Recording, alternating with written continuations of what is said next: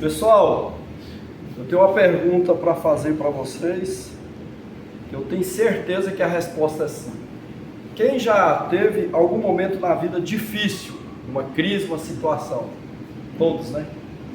Então, eu quero falar sobre isso.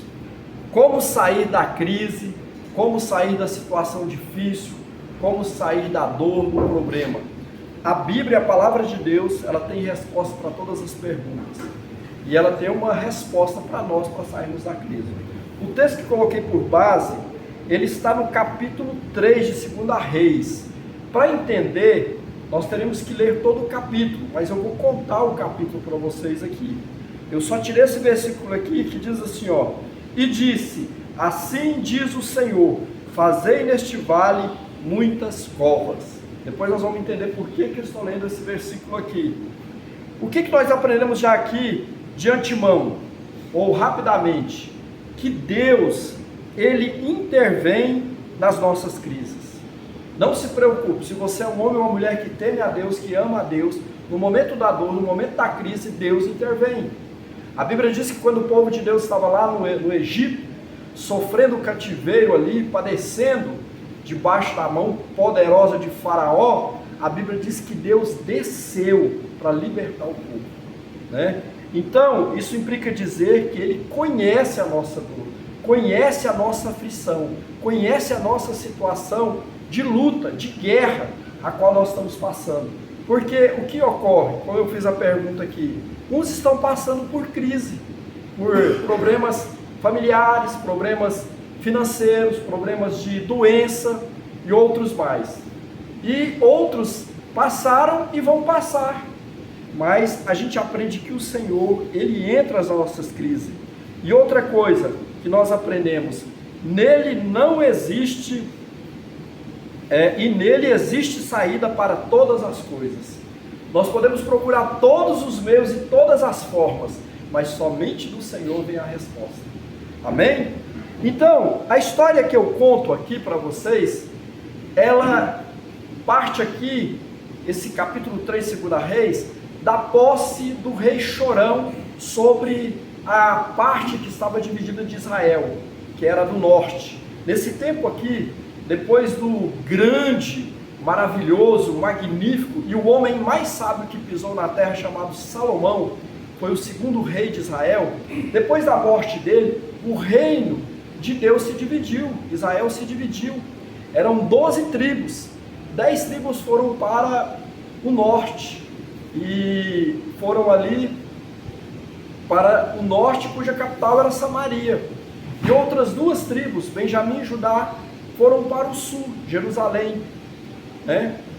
E o que aconteceu? Que eles ficaram divididos. Só que esse Chorão aqui, ele é filho de Acabe e de Jezabel. Quem já ouviu falar de Jezabel sabe que foi uma mulher terrível, né? Que dominava o seu esposo.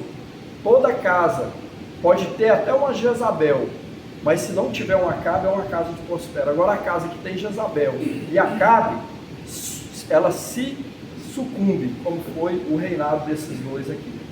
Aí nasceu Chorão. Chorão assume ali o trono de Israel.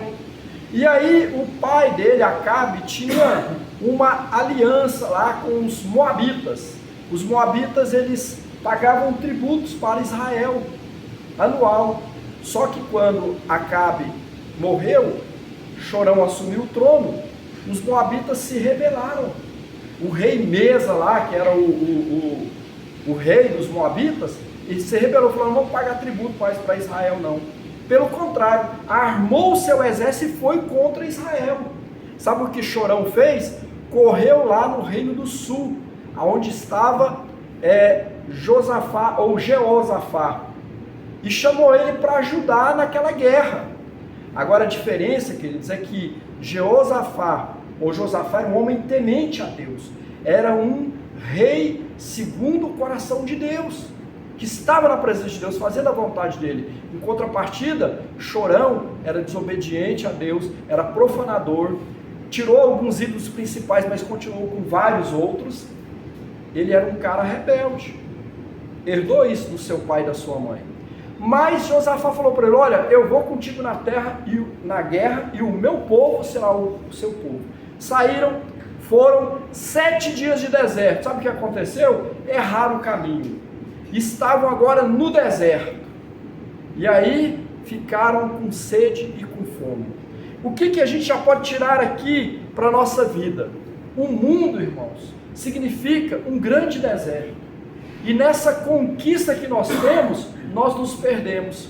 Nós saímos para a guerra, saímos para a batalha, saímos para a conquista, mas em dado momento, os nossos sonhos, os nossos projetos, os nossos anseios, as nossas expectativas, elas não se concretizam. E a gente para no meio de uma crise, no meio de uma situação difícil, de dor, de tristeza, de lamento, de dúvida. E em meio a essa situação, vem a fome, vem a tristeza, vem a miséria. Muitos que nós vemos aí pelas ruas, vieram de famílias, vieram para conquistar, perderam tudo, foi parar na rua. O que aconteceu aqui é que eles saem para a guerra muito bem preparados, mas eles se perdem no deserto, eles entram numa crise, que é um deserto, que é um problema muito difícil. Eles não sabiam voltar e não sabiam continuar. Aí sabe o que acontece aqui? E a gente vai aprender, é que todos que não têm Deus na sua vida, sabe o que elas fazem? Elas murmuram, elas reclamam, elas gritam, elas esbravejam, e outra coisa, elas culpam as pessoas e culpam Deus. Sabe o que Chorão fez, o rei de Israel? Ele culpa Deus, irmãos. Então a primeira coisa que a gente aprende aqui, entenda que Deus não é culpado dos nossos erros. O pai de Chorão errou, a mãe dele errou, ele estava errando, praticando coisas erradas. Os moabitas não vieram contra eles, não foi por acaso, foi por decisão deles. Erraram, pecaram e fizeram coisas que não agradaram a Deus. E aí ele começa a culpar Deus. Olha o que diz aqui 2 Reis 3:10. Então diz o rei de Israel, Chorão: o Senhor nos chamou a estes 3 reis para entregá-lo nas mãos dos moabitas. Queridos, ele começou a reclamar aqui. Ele falou: olha, Deus colocou os moabitas contra nós e nós viemos para guerrear. Além de Chorão, Josafá, estava também o rei de... o outro rei lá, o rei de... esqueci o nome dele, Amon. Estava um outro rei aqui, que eu vou lembrar o nome dele. Estava também com eles, eram 3 reis. Os amonitas estavam ajudando eles nessa batalha. Então eram 3 reis. Aí ele falou: Deus nos trouxe aqui para morrer. Sabe o que acontece? Quando você falha, quando você peca, quando você não cuida do seu filho direito, da sua filha direito, e ela se torna uma prostituta, seu filho se torna um drogado, um ébrio, você vai falar assim: nossa, onde foi que eu errei? E aí você começa a culpar as pessoas, e acha que os outros, ou a escola, ou a instituição, tem que cuidar da sua família. Não, nós erramos muitas vezes no processo de construção da nossa casa, da nossa família, da nossa geração, e depois nós queremos culpar as pessoas. Aqui ele culpa Deus. Olha o tanto que ele era um cara profanador, um cara assim, sem escrúpulo, culpar a Deus do seu erro. Agora, o que a gente faz? A gente, muitas vezes também, quando cometemos erros e falhas, a gente culpa a Deus. E isso vem de muito tempo. Lembra lá no Éden, quando o pecado entrou no mundo? O Senhor chega para Adão e fala assim: ué, Adão, tu comeu do fruto da árvore da vida? E ele diz: não, Senhor, foi a mulher que o Senhor me deu, que me deu o fruto, né? Aí o Senhor Deus vai falar com Eva, e ela fala assim: Senhor, foi a serpente, né? A serpente veio aí e tal, e eu fiquei encantada com aquelas frutas tão lindas, né? E também com a palavra da serpente. Sim. Se Deus fosse falar com a serpente, falou: Senhor, tu me expulsou lá do paraíso, o que o Senhor queria que eu fizesse? Então, o que acontece? A gente sempre culpa as pessoas. Qual que é a palavra de Deus hoje para o nosso coração? Que você não deve culpar as pessoas de nada. Você precisa entender que eu e você erramos e precisamos consertar. Sabe o que eu entendo aqui, ó? Todas as vezes que você procura culpado pelos seus erros, você está dando um forte sinal que não se arrependeu deles. Olha só, quando você erra e você não quer se arrepender, e eu também não quero me arrepender, sabe o que eu estou dando? Um grande sinal que eu não quero mudar de vida. Gente, o que tem de brasileiro preguiçoso, que está cometendo coisas erradas e que não quer mudar de vida e já teve tantas portas abertas à sua frente, então é porque você não quer mudar. Então, queridos, aprenda o quê? Que Deus não tem nada a ver com os seus erros. Outra coisa aqui que nós aprendemos: busque mais ouvir a voz de Deus do que falar.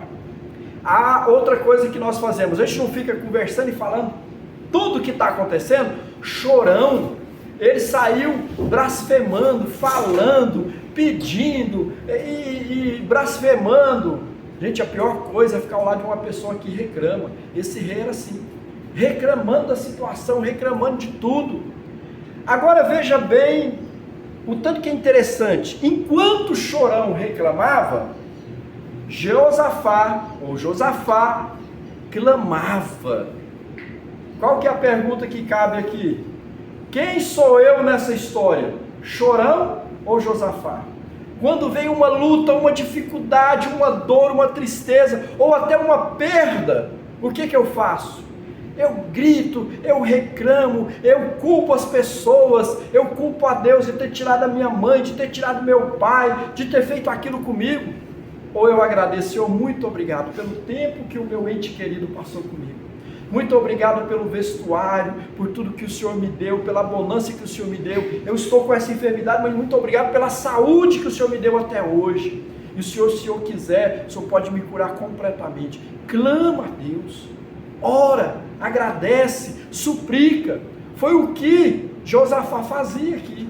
Ele não blasfemou, ele não culpou ninguém, e ele começou a clamar a Deus. E o que é mais tremendo, Josafá queria uma resposta da parte de Deus, porque toda resposta, toda palavra que não vem de Deus, ela é vã.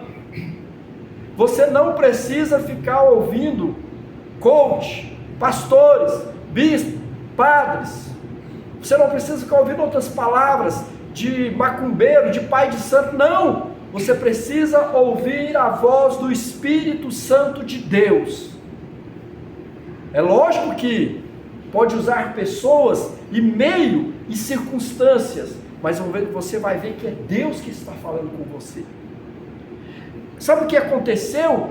Josafá falou assim: nós queremos um profeta de Deus. Naquela época era o auge dos profetas. Não tinha a Bíblia, o Torá como tem hoje. Então a resposta veio através dos profetas. E aí, olha o que diz aqui Josafá em 2 Reis 3:11. E disse Josafá: não há aqui algum profeta do Senhor, para que consultemos ao Senhor por ele? Então respondeu um dos servos do rei de Israel, dizendo: aqui está Eliseu. Olha quem era Eliseu, discípulo de Elias, filho de Safate, que derramava água sobre as mãos de Elias, mora nessa região. Queridos, temos que procurar a resposta em Deus. Eu conheço pessoas que já foi em várias igrejas, já foi no centro de Macumba, já foi na igreja católica, já foi em tantos lugares, e nem se aquieta para ouvir a voz de Deus. Talvez a voz de Deus está lá no seu quarto, ele chega lá, ajoelha no seu quarto de guerra, e Deus dá a resposta. Mas não, fica andando igual uma barata tonta, falando pelos cotovelos, fazendo um barulhão, e não ouve a voz de Deus. Josafá falou assim: tem um homem de Deus aqui? Aí esse moço, que era lá servo do rei Chorão, o rei de Israel, falou: não, tem um aqui, e o cara é bom, é homem de Deus, é Eliseu. Aí eles vão até Eliseu. O que a gente entende aqui? Que uma pessoa madura, uma pessoa que sabe o que quer na vida, ela não vai atrás de qualquer um, ela vai atrás de uma resposta de Deus. Quando você está passando uma grande luta, o que é que você faz? Você vai atrás de pessoas ou você vai atrás de Deus? Ou você suicida, ou você coloca todo mundo na cruz, culpando pelo seu erro e pela sua falta, ou pela situação que está passando. Ele foi atrás do Senhor. 1 Samuel 3,10 diz assim, então veio o Senhor e pôs-se ali, chamou como das outras vezes, Samuel, Samuel, e disse Samuel, fala, porque o teu servo ouve. Que nós sejamos como Samuel. Nessa manhã, o Senhor está te chamando, nessa manhã o Senhor está falando com você, para você parar de buscar em pessoas ou em coisas, e olhar para a cruz, olhar para o Calvário, olhar para a salvação eterna que está no Calvário. Hoje Ele te convida, e você pode dizer como diz o Samuel, que ainda não era profeta, era um garotinho. Deus chamou e ele falou, Senhor, eis-me aqui. Tremendo isso aqui, gente. Então o que a gente entende aqui? Que para ouvir a voz de Deus, não precisa você esperar que Ele vai aparecer diante de um show pirotécnico, ou então de muitas luzes, ou então de tudo apagado e as paredes pretas. Não, não é assim. Sabe quando é que nós ouvimos a voz de Deus? É quando nós nos humilhamos diante da sua poderosa mão. Aqui é uma situação geográfica, mas tem tudo a ver com a situação espiritual, sentimental, emocional que nós estamos hoje. Por quê? Olha o que diz o texto aqui, E disse Jeosafá, está com ele a palavra do Senhor. Então o rei de Israel, Jeosafá, e o rei de Edom desceram a ter com ele. Eles tiveram que descer. O rei de Israel, chorão, o rei Josafá de Jerusalém, do reino do sul, e o rei lá de Edom, desceram os três reis. Eles desceram para ir ter com o profeta. O que a gente aprende aqui? Que no reino de Deus, para subir, você tem que descer. Não é igual no mundo aí, que as pessoas sobem, pisam nos outros, não. No reino de Deus você tem que descer. Para você receber de Deus, você tem que ter rendição, humildade, reconhecimento. A palavra render significa ceder sem resistência. Fala de entrega, de alguém que reconhece que foi imobilizado e precisa entregar tudo. Quando o ladrão chega armado e põe a arma na sua cara, a pessoa não rende? Quando a polícia chega, você não coloca as mãos para cima? A nossa dificuldade é de render diante de Deus. Reconhecer que nós precisamos nos render, humilhar, reconhecer a sua autoridade, o seu governo. Aí nós temos a ajuda dele. Queridos, eles tiveram que descer. A palavra humildade no hebraico significa curvar. Precisamos ter um coração humilde, quebrantado. A Bíblia diz através do profeta que o Senhor atende, sabe quem? Um coração quebrantado. Um coração humilde, Deus atende. Qual que é o seu coração hoje? Arrogante? Uai Deus, o Senhor me chamou, o Senhor fez, e agora o Senhor não faz nada? Como que você conversa com Deus? Como se Ele fosse um garçom e você não gostou muito, porque o cardápio que você pediu não é exatamente aquilo que você queria? Tem muita gente que acha que Deus é assim, irmãos. Esse mundo gospel está assim. Não existe mais uma submissão, não existe mais temor diante de Deus. As pessoas não querem ouvir a palavra de Deus. Era para todos estarem aqui sem exceção, para ouvir a direção, a instrução do Senhor. Mas as pessoas não querem, precisam humilhar, e nós somos muito ensimesmados e orgulhosos e não queremos isso.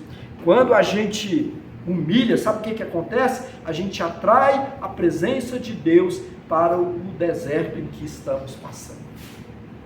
E sabe quando isso acontece? Quando nós louvamos ao Senhor. E aí você fala assim, pastor, então eu preciso cantar? Eu não sei cantar. Não se engane. Louvor, ele começou no sacrifício. Diga assim, sacrifício. Sacrifício. Tudo na Bíblia que é colocado em primeiro lugar, ele vem como normativa. O primeiro louvor que teve na Bíblia foi o de Abraão. quando mesmo sobe lá no Monte Moriá e oferece o seu filho em sacrifício. A tradução de louvor, de sacrifício aqui, é louvor. Ah, eu não sei cantar. Não se engane, louvor é sacrifício.